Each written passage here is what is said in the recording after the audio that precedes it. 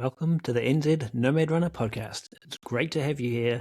This week, me and Char sit down and have a good old chat with Simon Cochrane, fellow coach, friend, coach of Char. We sit down and have a good old chat about his recent Godzone Adventure, a multi-sport expedition type race which goes for several days and includes disciplines such as kayaking, pack rafting, trekking, mountain biking, even canyoning. Really hope you enjoy that. It's something, although I don't have a huge interest in it myself, something I'd want to do.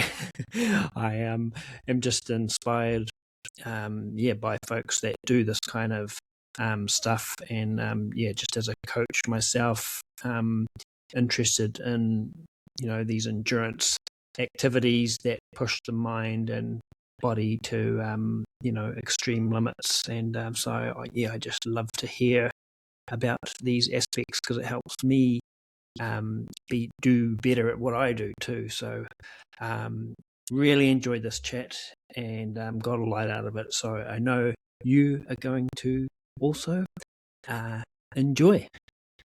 Hey Simon, good to have you here with us on the podcast. Yeah, thanks a lot. How are you guys going?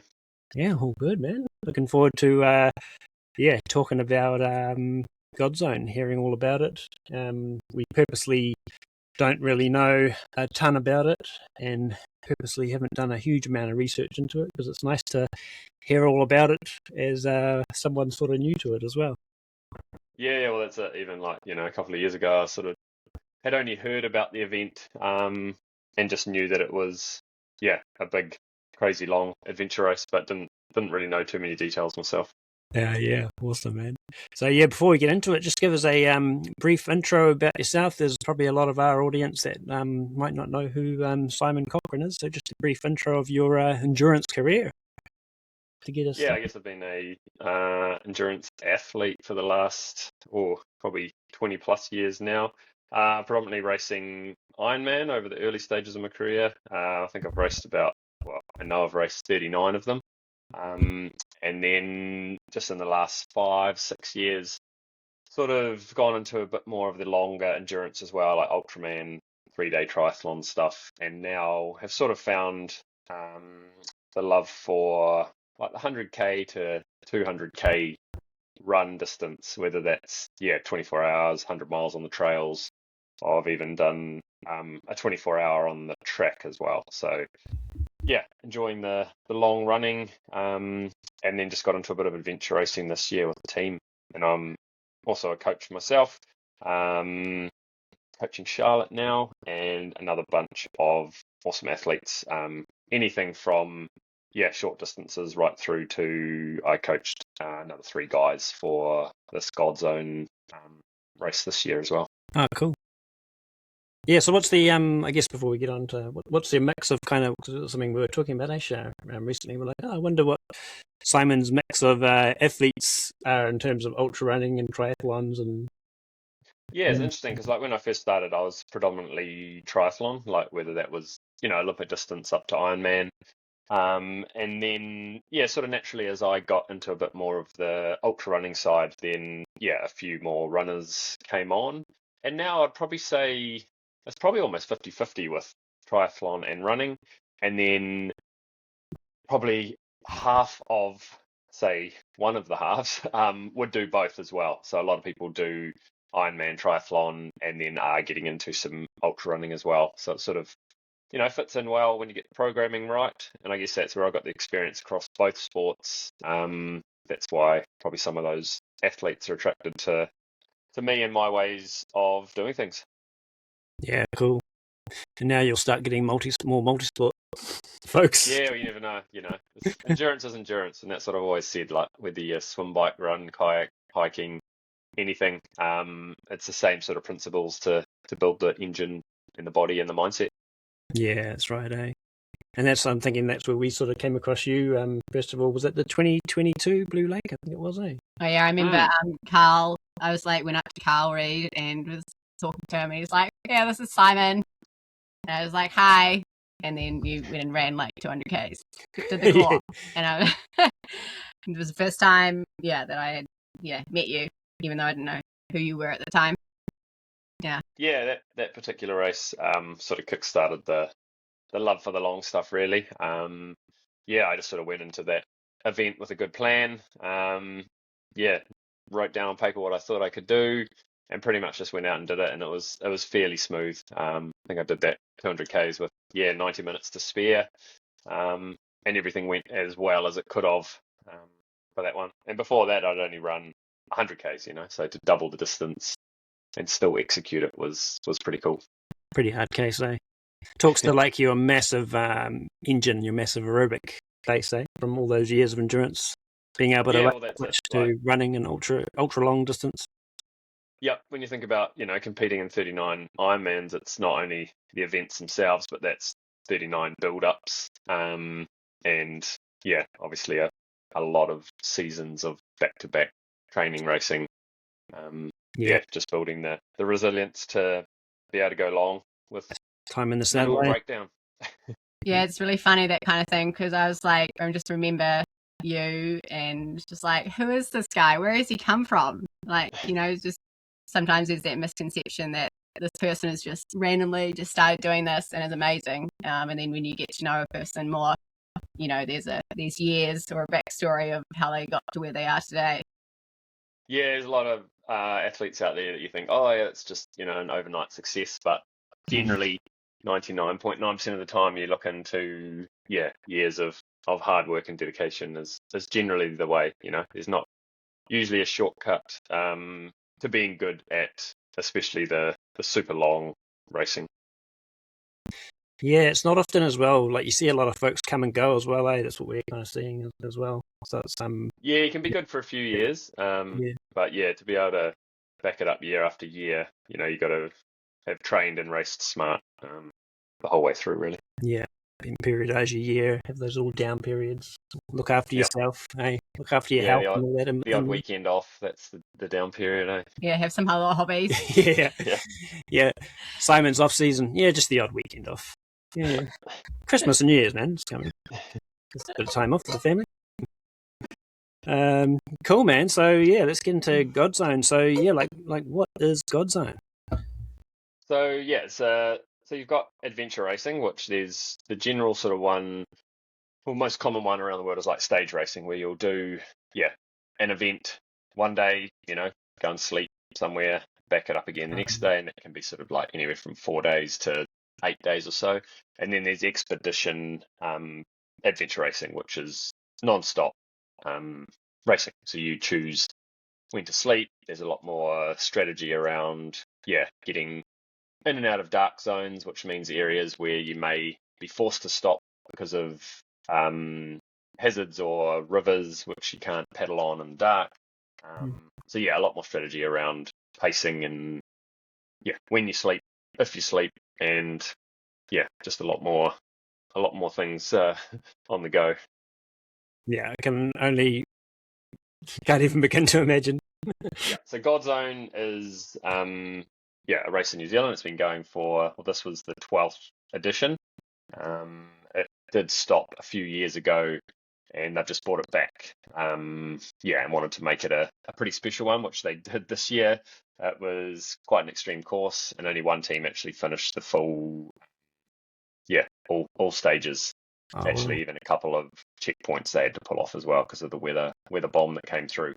So it was 9 stages, over 650 odd kilometers down in Marlborough, and includes kayaking, trekking, pack rafting, mountain biking, canyoning, kayaking, and that's about it. And it's a different course every edition, is that correct? Yeah, different area of the country, totally different course. The only thing that stays the same is it's a 4-person team, at least one female, and it will include all those disciplines we mentioned. Yeah, and generally the winning team is sort of 4.5 odd days, whereas this time they pretty much took the full allotted week, or almost 8 days. But there was a period in this race where the weather, everyone was forced to stop for 10 or 12 hours or so. And how? Yeah. Lots of good points. How did you? Who was in your team, and how did you come about that you four formed a team? Yeah, so a mate of mine from Hamilton here, Jonathan Brown, we'd always been talking about Godzone, and we sort of said, we're actually talking last year, I think, and said, if it comes back, we'll definitely be keen to put a team in. And then I think like only a month after we had that conversation, then it came out that, yep, it's back. And it's, at the end of this year. So we, locked that in. His brother Travis, and then a female, Kate, who had done Godzone before, and she's done Coast to Coast and Ironman as well. So she was the most experienced out of us in this terms of racing. Mm-hmm. So we got together, did a few training camps together, and also did a 36-hour adventure race earlier, or about 5 weeks before Godzone, which gave us a good idea, a good taste of what was to come. You listed off quite a few disciplines that you had to do. Did you have much experience like doing many of those, or did the team have much experience across the board doing many of those disciplines? Yeah, the other three in the team had done Coast to Coast, so they've done quite a bit of paddling. So that's something I just picked up this year. So I went and did a grade 2 kayak course with Ben Fui and Taupo. That was sort of a crash course to whitewater.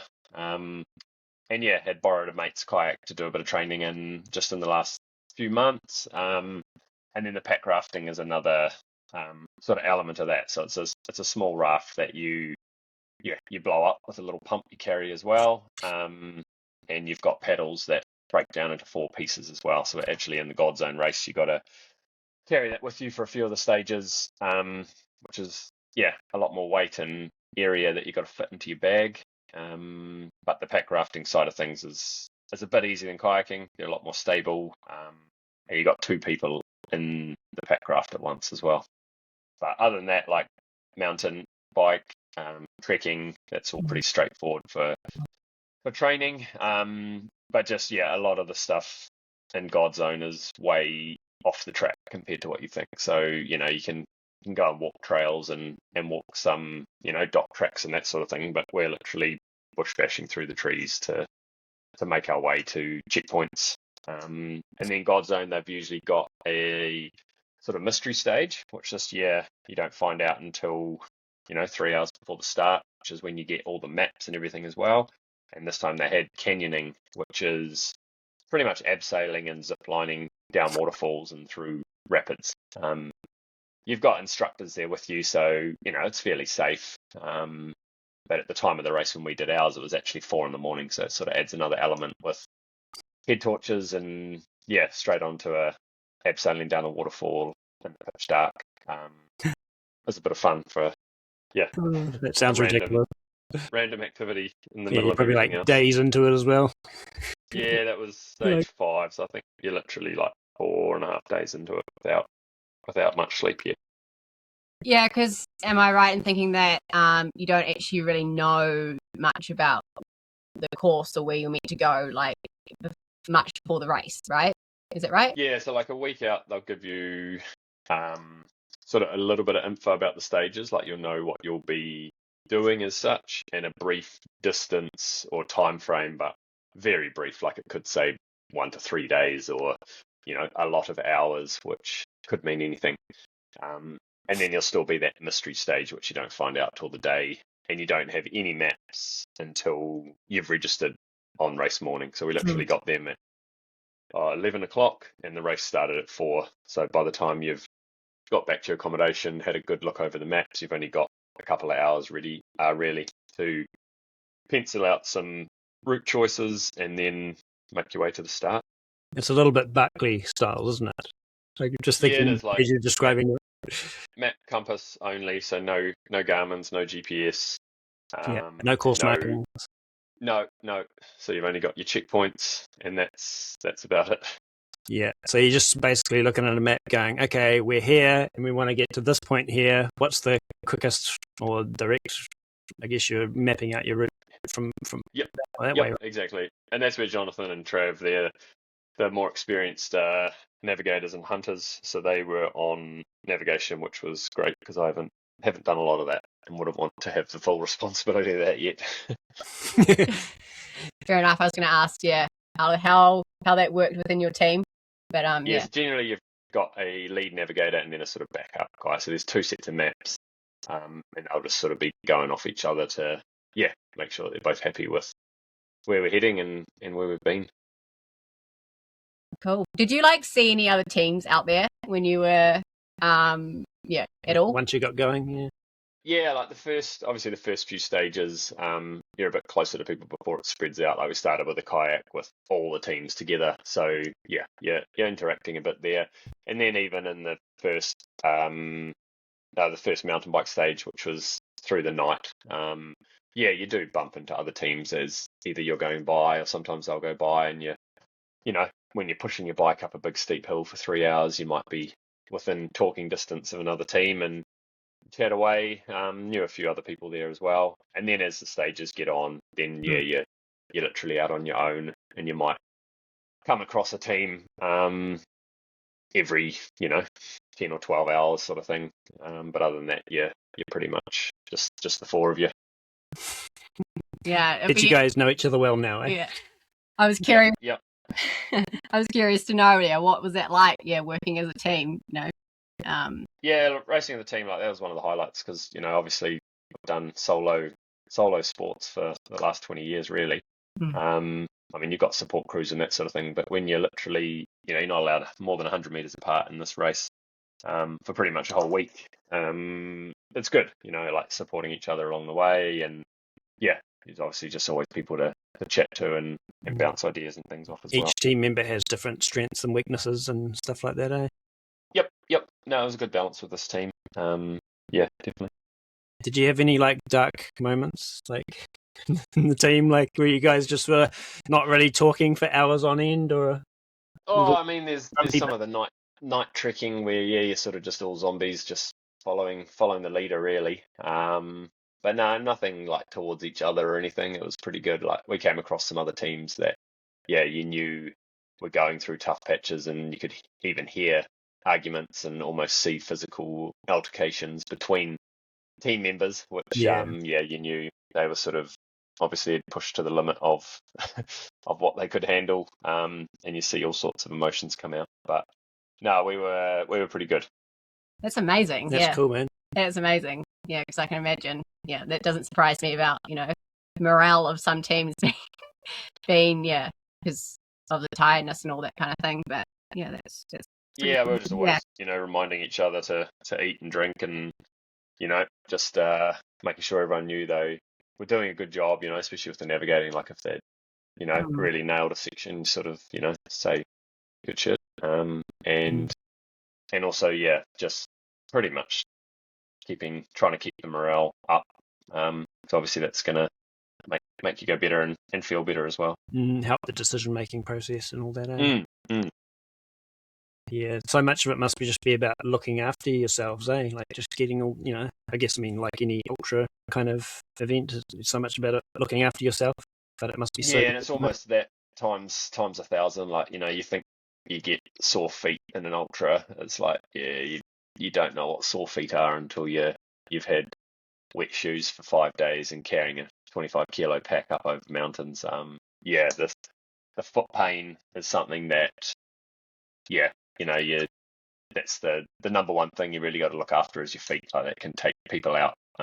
Sure. And I've heard stories of that in the past. And we all had pretty serious foot pain and blisters. And even one of the teammates this week had to go and get a toenail surgically removed because, it had that much damage. And I don't know if it started to get infected or just, was hanging off or whatever. But you see some people's feet at the end.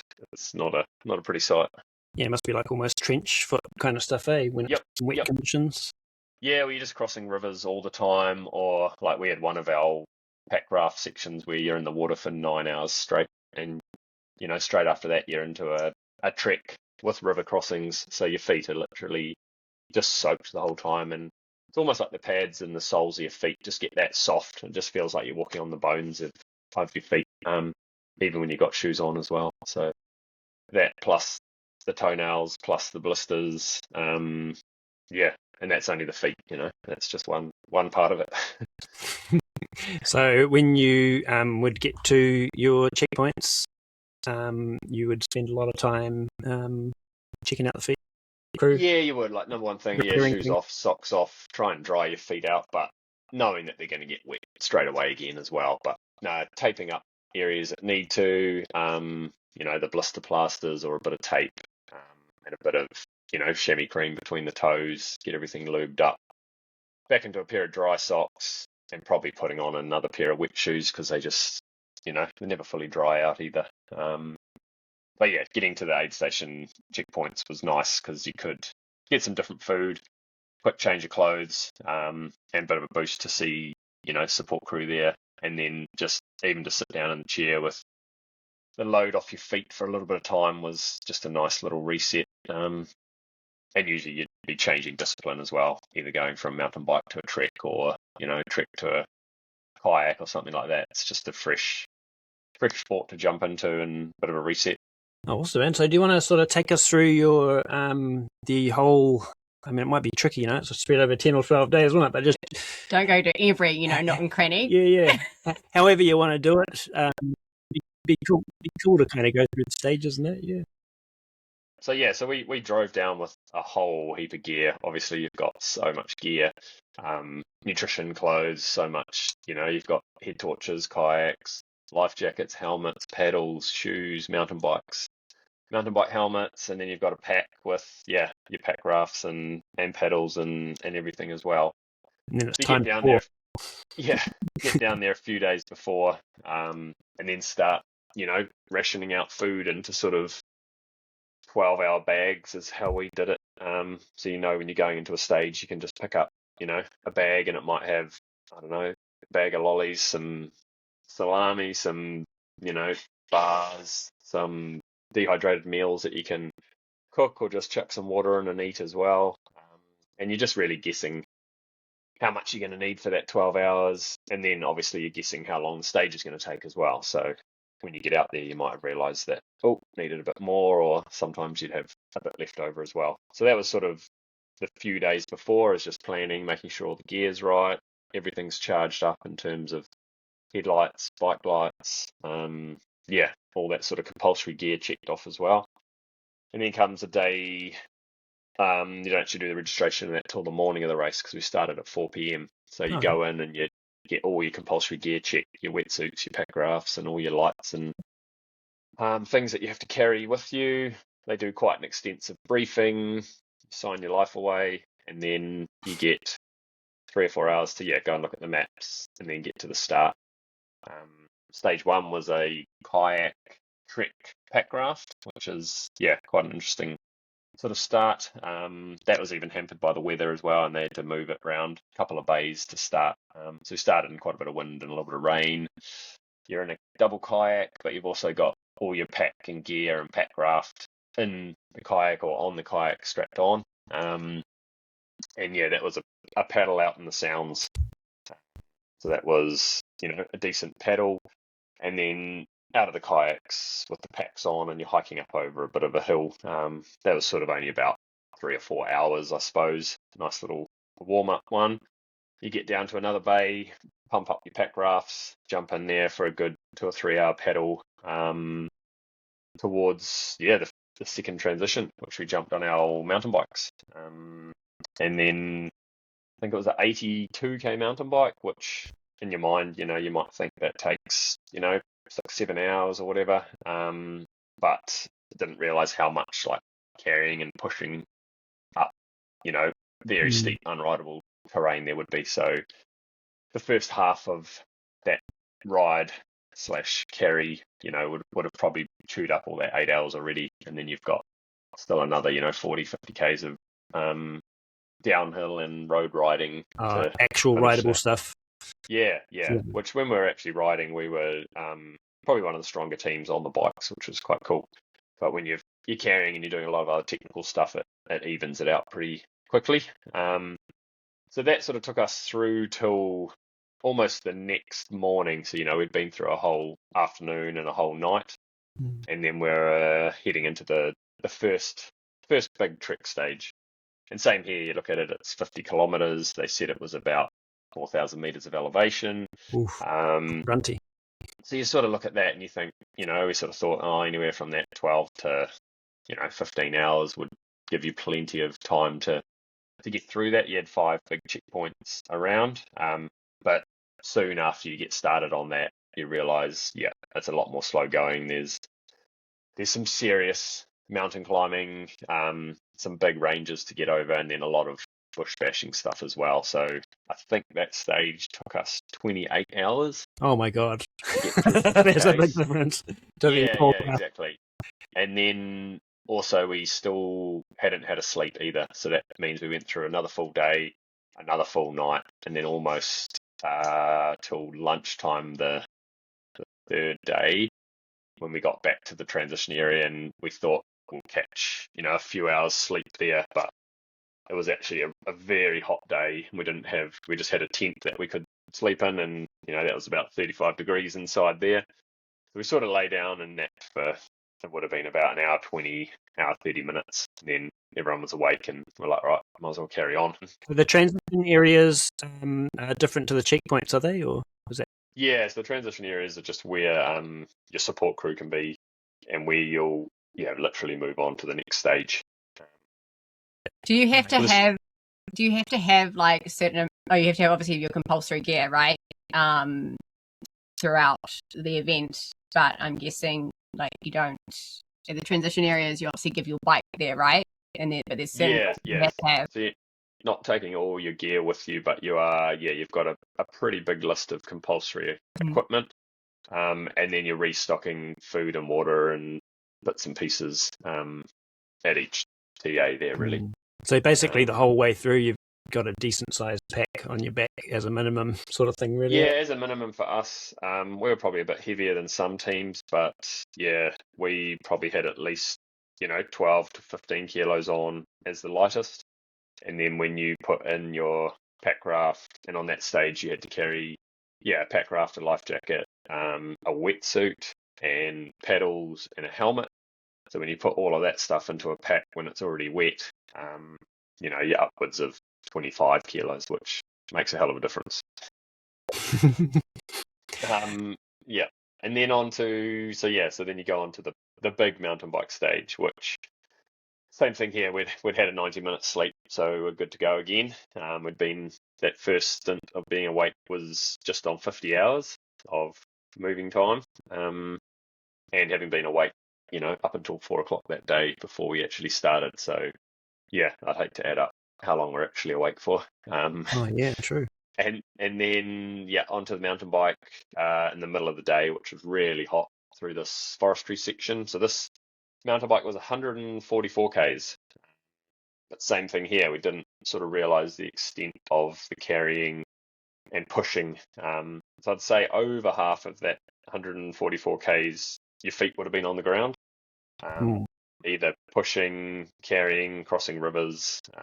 We actually had to go up over a 1,500 meter mountain with our packs and mountain bikes. So so when you say carrying, you're carrying the bike over a river crossing or terrain where you physically can't push the bike up and that kind of thing. Yeah, so this stage was so physical. Like when the mountain is that steep, like you're not following a trail or anything either. So you're literally lifting up, over scree rocks and really steep drop-offs and that sort of thing. And we actually did that steepest climb, I think, between the hours of 1 a.m. and 5 a.m. So not only are you battling, not being able to see as well, you've also been awake for, 70 odd hours at that stage with a little nap in the middle. And then it's, such a physical climb to get up there. And I think by the time you climb over the mountain, you're only about 40 k's into that ride. So there's still a lot to go.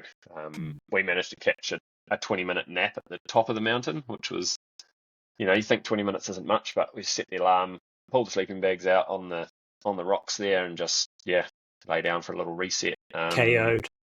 Yeah, just felt like we needed a little boost, and then also that 20 minutes was enough.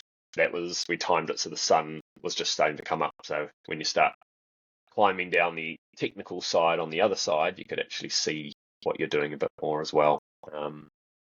So other than that, the rest of that stage was a lot of sort of like marshy bogs that you couldn't really ride, and just real technical goat trails, which same thing, you'd ride for a minute, hop off, push for 5 minutes, and just repeat that for literally another day. So I think that stage was close to 38 hours, I think, to do 144 k's of mountain biking. That did include another 2 hour nap in a hut that we found. So that was probably nice. one of That's like the better luxury. sleeps. Yeah, it was. Yep. So 2 hours there, which refreshes you. So I think we're 90 hours in now, and we've had 90-minute sleep and a 20-minute nap and a 2 hour sleep. So you're up around 3.5 hours of sleep, feeling pretty good. When you guys saw that hut, it must have been like a refuge. You're like, oh my god, this is so good. Let's go in there. Yeah, it was good with a mattress and some shelter, because the rest of that afternoon was pretty windy and stormy conditions. But we got to a point on a mountain bike where you're literally getting blown off. You're out in these wild, big open areas, and the wind was gusting 150 k's an hour. So we actually found another hut, probably 6 hours later, and there was 2 other teams hunkered down in there. So we joined them for a little bit, tried to get warm again, have something to eat, and then push on for another, would have been a good 5 or 6 hours to the end of that stage. So that was probably one of the most taxing stages, just so much carrying, so much, hard conditions. And the weather was bad for that stage, a lot of wind. Yeah, and just a really long stage as well. So felt good to pull into the TA there. And that was a dark zone. Because the weather was quite bad, you weren't allowed to do the canyoning until the next morning. So we were literally forced to have a longer sleep there. But by the time we got some hot food into us and had a lie down, I think we might have got 4.5, 5 hours, which was probably the biggest sleep of the whole race, really. And got onto the canyoning at 4 a.m. So did that in the dark, had a little bit of breakfast, and then the stage after that was the big pack raft trek stage. So that was 129 k's, which kicked off with a big pedal. That would have been probably close to 60 kilometres, in a pack raft, which down the Wairau River, which was moving pretty quick because of all the rain that had come through the day before. Whitewater rafting. Yep. So there was plenty of rapids, grade 2 to 3. Decent enough. And so that was quite a long pedal, and then once you get out of there, you're straight into another 80 k's or so of technical hilly trekking. And that was going pretty good.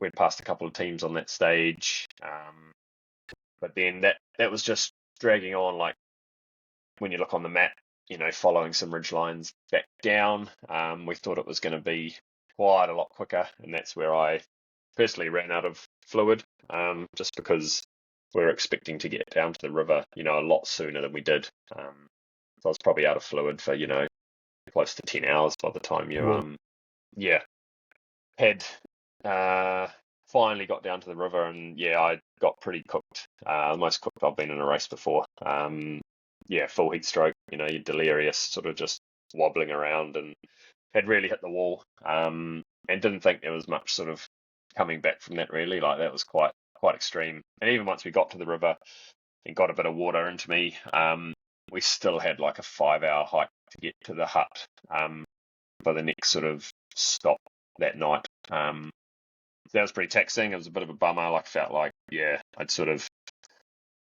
just hit the wall. Didn't feel like there was much I could have done about it. It was sort of a bit of bad luck, a bit of just the terrain taking its toll, really. And it was pretty hot day, and obviously when you don't have fluids going in even nearly to the amounts that it should have been, it starts to take its toll pretty quick. Yeah, because does the crew share, like, are you guys allowed to share, like, fluids? Like, Yep. But I mean, everyone was sort of in the same state of being quite low. I probably could have asked for some fluid, but I just kept thinking that we were a lot closer than we were. And then by then, you're not quite thinking straight as well. Yeah, time is just And I this was, weird thing, eh? yeah, How it is. go Time by. goes so fast, and then it starts to go real slow when you're feeling it. And you sort of just think, right, just got to hold on just till we get some water. But that holding on just kept going, going, going. Yeah, just way longer than I thought it was going to. So that caught Incredible. up with me. Yeah, that was pretty rough. And we got down to the hut and spent the night there. But that's where we sort of had to make a decision, like, was it safe to go on, or what were the options to sort of carry on? Because over half the field at this stage had either DNF'd or become unranked, which means you've either had some sort of assistance or you've had to skip a bit of a stage or something like that. So yeah, I was feeling pretty average in the morning. It's not like, a 5 hour sleep sort of fixes what state I'd got myself into. So I had sort of made the call, like, I don't know if it's safe to carry on to go and do another, the next part of that was going to be like a 4 hour paddle down some probably more intense whitewater, and then another 20-hour technical hike before we even got to the next transition. But there wasn't really any other option of getting out of there either. So, like, we did send a message through to race control, and they sort of said, well, you can either hike out, which is going to take about 7 hours. You can get a helicopter or whatever in the next day or so, and it'll cost $3,500. Or you can jump on the river and paddle sort of 3/4 of the way down, and get picked up by the support crew, which was, the most appealing option at that stage. But in hindsight, we should have finished the paddle, because by the time we got to our crew, Godzone had actually put a pause on the whole race. And we actually, got to go back to a house and, waited out like everyone else was doing until the next morning, which is when everyone would carry on. So We were how many days through the race are we at this point, roughly? About 6 odd days? coming up on that 6th day. So I think we'd had about maybe 14 to 16 hours sleep at this stage, before we had the compulsory sort of stop that everyone did. So the body's feeling it for sure. But it was weird to put a pause on the race like that, and then so we ended up not doing a mountain bike and a trek stage, and then sort of joined in where everyone just did that last stage together, which was another kayak. And you actually ported your kayak up over this other sort of hilly road, and then another paddle back through the sounds to the finish, which was on day 7. So by the end, sort of over half the teams had either pulled out or were unranked, and only one finished the full course, which was Team Rab, who most of that team have won multiple world champs at adventure racing as well. So just showed how tough the course was and how long it was taking everyone. I was following along, checking like once a day for a few days, and I was actually quite confused about. I noticed there was like the unranked thing and various other status, and I didn't actually know what it meant. But that clears it up. What that means, you cleared it up for me. So did you guys have an official finish? No, No, which is because of that stage. and it was a weird sort of anticlimactic finish as well, just because everyone started that paddle stage together at the end, and sort of felt just like a bit of a formality after you'd had 10 hours off as a compulsory stop. So it was a bit of a weird finish, but still hell of an adventure. I remember, I think I saw on your Instagram that I think it was after that 36-hour mountain bike recce that you did, about the sleep, and struggling with sleep deprivation. Did you figure out a way of getting through the sleep deprivation? You clearly did, but did you? Yeah, you just go through phases, and you sort of know that if you look after the nutrition, hydration, and caffeine, and that you do come out the other side. And even if just getting to the next day, like the daylight, the morning, it's amazing how much energy that can give you. Mm. We were hitting, plenty of no-dos and other caffeinated substances to help. But at the end of the day, you just got to keep forging on. Like, when you're not sleeping, you're not moving, and the whole point of the race is to get as far as you can. To a point, like some stages you do need to have a sleep, otherwise you'll just slow down too much or make bad decisions. But I feel like we went probably on the more extreme end of, not sleeping as much as other teams, but I feel like we were handling ourselves pretty good. Nice. That's Yeah, good. it sounds like you guys did awesome. Yeah, it really does. I think it's like, it's pretty awesome, man, that you guys, because it would have been very easy to drop altogether, like when you became severely dehydrated. And so I think, big up, man, for getting back on it, eh? Yeah, you'd always rather, have a bit of a sleep or just give yourself some time to actually, make a call when it's not in the heat of the moment. And 9 times out of 10, there's always an option to either back off the pace or effort or just have a bit more rest and then carry on. Probably regret pulling out, a lot more than, just slowing down. Yeah, I guess sometimes, it's worth just trying to see if it passes, because, the worst thing that can happen is that you can pull out, right? So you may as well try. And and there was literally no option because we're still in the middle of the bush anyway.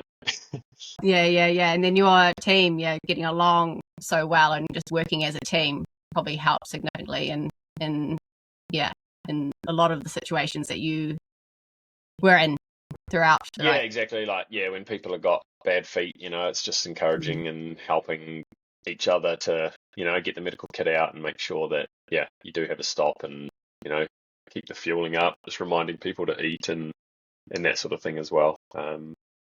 Definitely helps with the teamwork and the morale and, keeping things as fun as you can. So that dehydration, like, is that the worst, I think you mentioned, is that the worst you've ever kind of felt in an endurance event in terms of depletion and just being wet? Oh, yeah. Like, obviously, another level. you got sleep deprivation, which magnifies everything as well. But no, I was literally staggering along for that last bit. Like, the guys had to take some weight off my back, and you're literally falling over your feet and hallucinating and seeing all sorts of stuff. Talking a bit of gibberish. Yeah. Oh, I don't even know if I was talking. I was literally just, hobbling, Tripping. like slowed right down. And, it's amazing. The body's just, everything's telling you to stop, but you just keep trying to override it and keep moving forward. Yeah, pretty cool that you were able to recover enough to continue on, actually, like from that. Like, that's pretty... Yeah, it's amazing what, just even some sleep and plenty of liquid and, a couple of meals can do, even if it's just over the next, 6 to 7 hours. And, you might have only improved 10 or 20%, but compared to how you're feeling, you feel $1 million. Yeah, 10 or 20% is a lot. At that end of the range. Yeah. Yeah, and so how does this kind of compare, like, to? I mean, it's so. I was thinking about, how hard. It's just a different kind of hard. Because I mean, a 5K all-out effort at parkrun can be hard. And so can a 100-mile ultra race, and then this. Like, so how do you balance all that? Like, how does it all compare? Yeah, it is, like you say, just another level of hard. And I think when you're in the moment, most recent things feel like they've been the hardest thing. But I think, just some of those times out there when you've just got that much more weight on your back and you've been awake for so much longer and the terrain, there's some sections out there that are life or death. Like, if you slip off the side of this thing, it's a 300-meter drop to, a cliff off the edge of this mountain. So I think just the stakes are a bit higher, which just makes things, a bit harder. And the lack of sleep, and it just wears you down over the days. It's a different sort of hard. I think it's just a more extreme version of a 100 miles, where you've just got a few more elements that add on to things. Like, there's not too many races out there that if you fall over, you're going to die. Whereas this one, there are a few points that, just are a little bit more high risk than than others as well. And then when you throw the navigation and all that side of things into it, it's just got more moving parts, more elements, and generally it's just a bit gnarlier. So much logistics as well. Yeah. Preparation, like mentally and everything. Yep, exactly.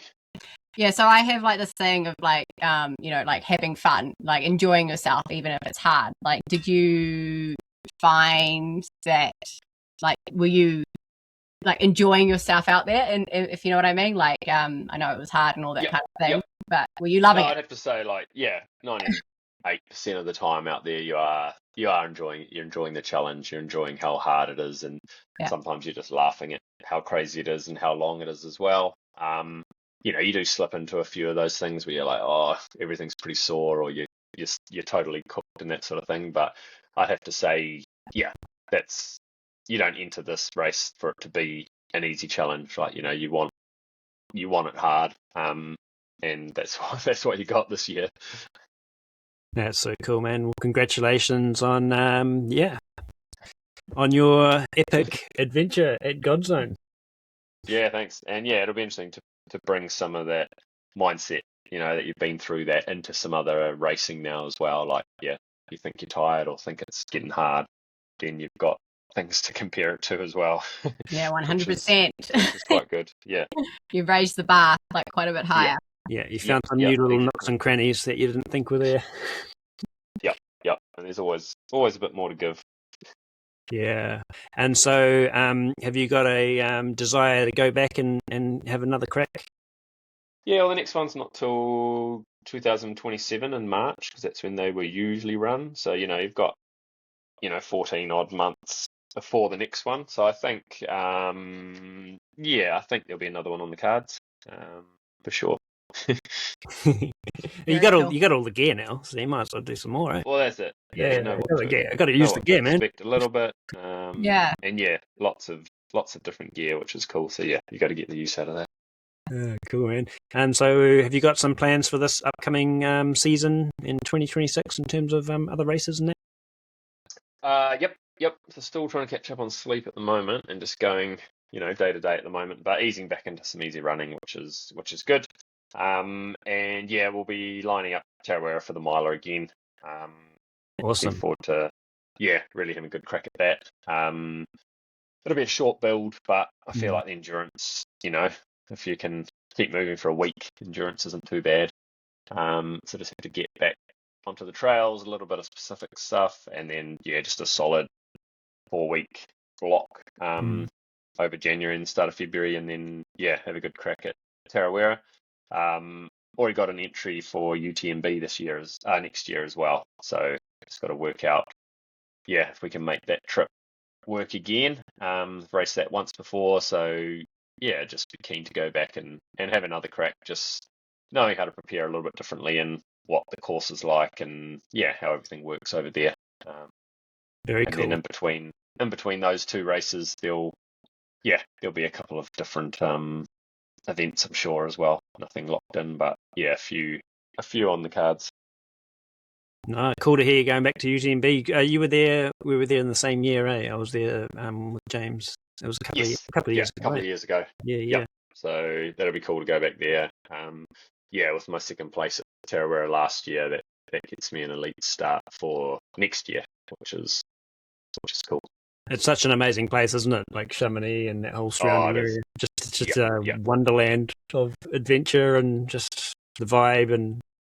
And I think having done it once, you just know what to expect a bit more, and tweak some training in the build up, knowing how much hiking and how steep and technical some of the bits are. So. Awesome, man. Well, thank you so much for joining us, and look forward to catching up soon. Yeah, no worries. I'm sure we'll see you soon. Thanks, man. We'll see ya. Thank you so much for joining us for that podcast, guys. I really enjoyed chatting to Simon. Such a good bugger and an amazing athlete. I'll leave Simon's details, his Instagram and whatnot, in the description. If you want to connect with him, you can go and do that. And as always, thank you to our CMF Run Club members for your support, your annual membership, pledging your support. So grateful for you guys, because without you guys making these podcasts would not be possible. If you're interested to check out our CMF Run Club, I'll leave the link for that also. It's just $60 a year, $1.15 per week that equates to. That's bugger all. And that goes towards keeping the lights on here, keeping the mics on, the podcast, Trail Girl Charts, Coach Char's YouTube channel where she makes free strength videos, CMF community, discount goes galore, some training plans, all for that annual membership. And of course, if you're keen to talk about some one-on-one run coaching, take your running to the next level, just reach out to us for that. You can jump on our website, cmfrunning.nz, book yourself a free coach call. We can match you to one of our team of coaches, six coaches in the team here, get matched to a coach right for you and your ability and your goals, and have a chat and go from there. All right, my friends, thank you once again, and we'll see you on the next one.